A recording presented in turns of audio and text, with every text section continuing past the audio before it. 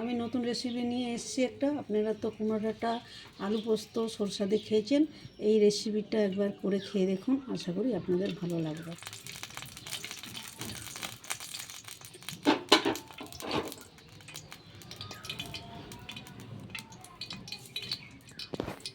বলো। সরষার তেল প্রথমে দিলাম, তেলটা কেটে যাক একটু। সরষার তেল তো একটু কাঁচা গন্ধ করবে, না হলে খাওয়া ভালো লাগবে না।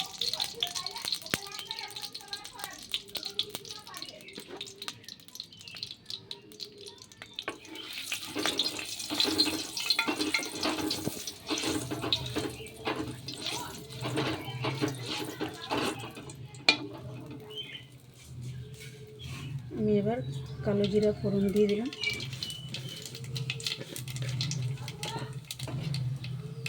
তার সাথে কাঁচা লঙ্কা দিয়ে দিচ্ছি, বেগুন দিয়ে দিচ্ছি,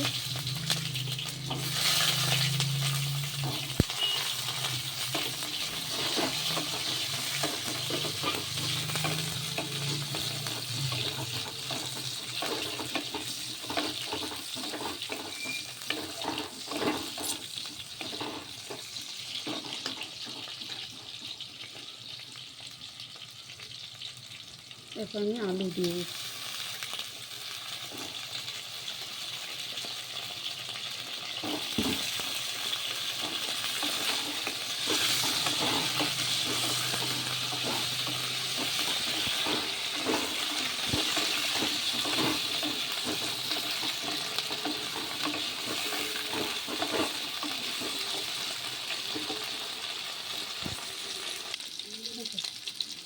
তারপর আমি কুমড়ো ডাঁটাটা দিয়ে দেবো।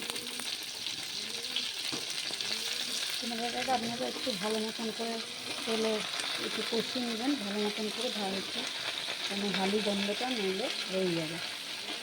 হালি গন্ধ থাকলে জিনিসটা ভালো লাগবে না, খেতেই পারবেন না।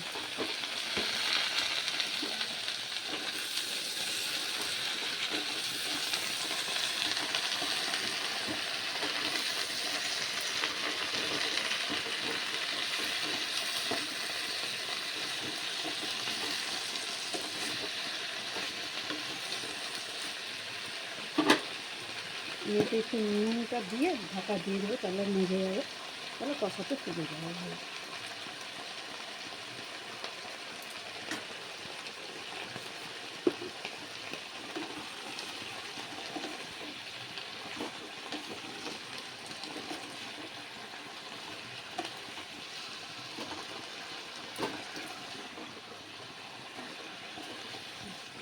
দিয়ে দিচ্ছি, আমি এখন একটু একটু ভেপে নিচ্ছি জিনিসটা।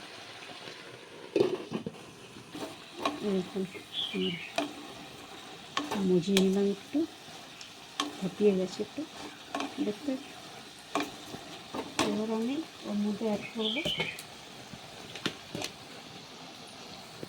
হলুদ গুঁড়ো,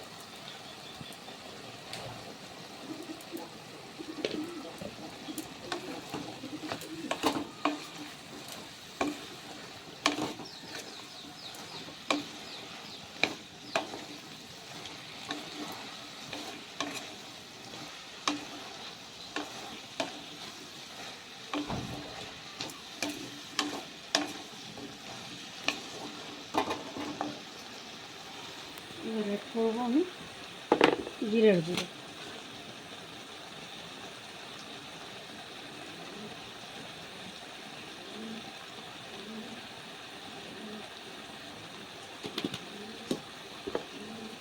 আমাকে তো ভালো লেগেছে, আশা করি আপনাদেরকেও ভালো লাগবে। একবার করে দেখুন। পশ্চিমে একঘেয়ে করে দিলাম ধনে গুঁড়ো।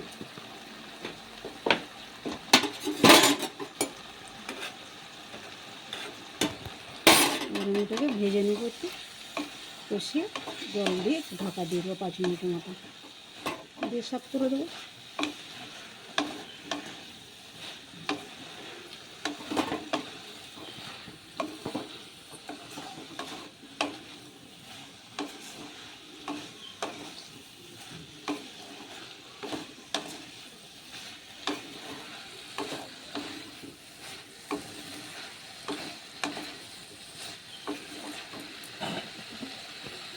চিনিও আপনারা দিতে পারেন, নাও দিতে পারেন। আমি একটু দিচ্ছি, মানে চচ্চড়ি বলুন ডাটা বলুন, একটু 2টা দানা চিনি ফেলে দিলে সে টকটা টেস্টই আলাদা থাকে। চিনিটা আপনাদের কাছে অপশন, আপনারা নাও দিতে পারেন, একটু দিতেও পারেন।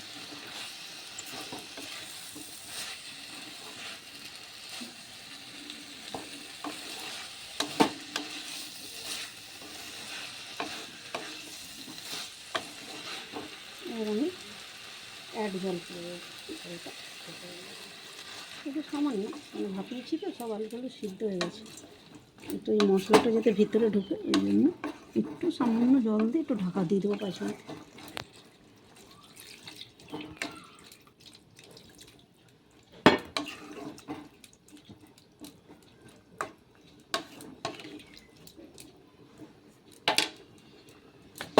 এটা 5 মিনিট হোক, তারপর আমি সার্ভ করবো। এই যে হয়ে গেল 5 মিনিট, দেখুন ঢাকা খুলছি আমি, এই দেখুন একটু গায়ে গায়ে মাখা রাখবেন।